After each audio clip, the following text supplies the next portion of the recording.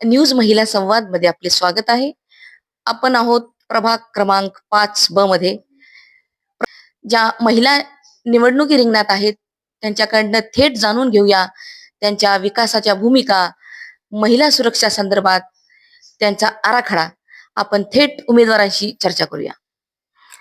Madam मला सांगा, पहिले तुमचं नाव सांगा आणि तुम्ही कोणत्या पक्षाकडून आहात? माझं नाव गीतांजली सचिन होता.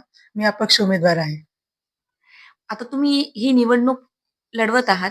नेमकं तुमची या निवडणुकी संदर्भातली भूमिका काय आहे? भूमिका आहे की मी सर्वसाधारण महिला आहे. माझं काम आहे की म्हणजे अपक्ष उमेदवार आहे. सगळ्या समाजकारांसाठी मला काम करायचंय. महिला के लिए मुझे काम करना है. महिला के लिए सुरक्षा के लिए करना है. रास्ते, नाले, रोड, लाइट सब काम करना है. मैंने 5 साल से एम्बुलेंस चलाई मुफ्त में रुग्णालय के लिए. रात में बेरात में हमने मुफ्त रुग्णालय एम्बुलेंस चलाए वाले हैं.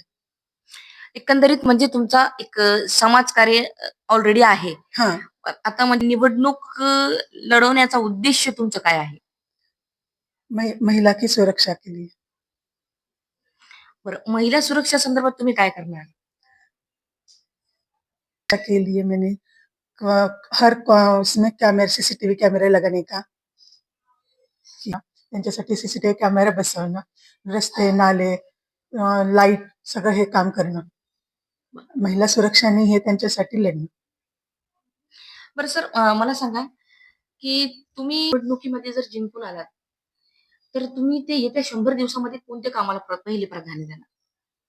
ज्येष्ठ नागरिक त्यांच्यासाठी कॉलनीमध्ये एक बैठक चांगली ठेवून सकाळ संध्याकाळ सगळे भेटले पाहिजे.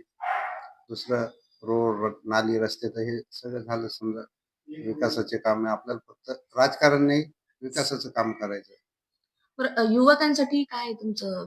युवकांसाठी जे बी सुविधा येईल ते पूर्ण आम्ही गव्हर्नमेंटच्या नागरिकांसाठी सहकार्य. म्हणजे शासनाच्या योजनाचा लाभ तुम्ही तिथून पोहोचवणार. बरं, आता तुम्ही मॅडम मला एक सांगा, प्रचार केला ना तुम्ही, म्हणजे नेमकं तुम्हाला काय समस्या जाणवल्या वार्डातल्या, प्रभागातल्या? काय म्हटलं? सगळ्यांचं हेच बोलणं आहे की बाबा रस्ते खराब आहेत, नाली म्हणजे नालीचं पाणी अटकते, लाईट नाहीये. आता मध्ये ढगफुटी झाली तर खूप जणांच्या घरात पाणी घुसलं तर मतलब त्या सुविधा त्यांनी सगळं आम्हाला सांगितलं की बाबा ह्या सुविधा आम्हाला नाहीये, आम्ही तुम्हाला हे करतो, तुम्हाला आम्हाला सुविधा करा. आणि मागच्या यापूर्वीचा जर 5-10 वर्षापूर्वी तुमचा जो प्रभागामधला नगरसेवक आहे, असं कोणतं काम आहे की त्यांनी जे सोडलेलं आहे की ते अजून पूर्ण झालेलं नाहीये?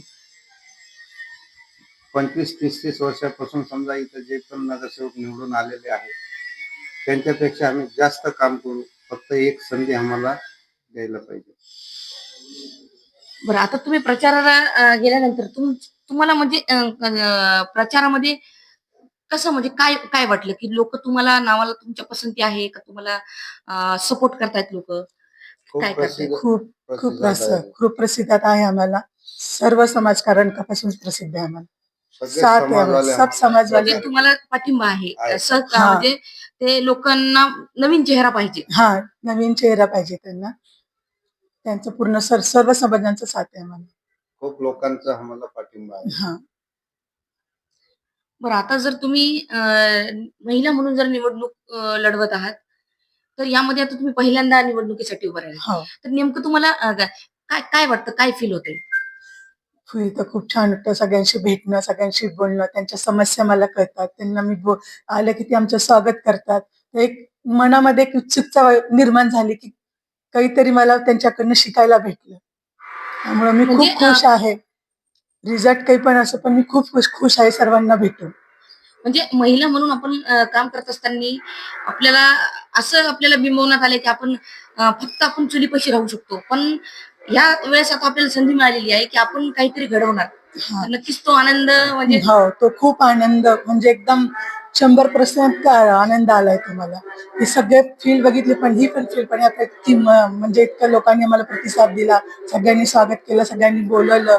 एकदम फुल प्रतिसाद भेटला. बरं मॅडम मला सांगा की तुम्ही तुमच्या प्रभागातील नागरिकांना काय आवाहन करणार?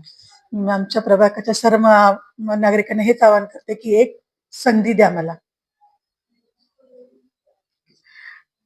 न्यूज महिला संवाद मधून आपण प्रभाग क्रमांक 5 मधील उमेदवारांची मुलाखत घेतली. त्यांचा विकासाचा आराखडा, महिला सुरक्षा संदर्भातली माहिती आपण जाणून घेतली.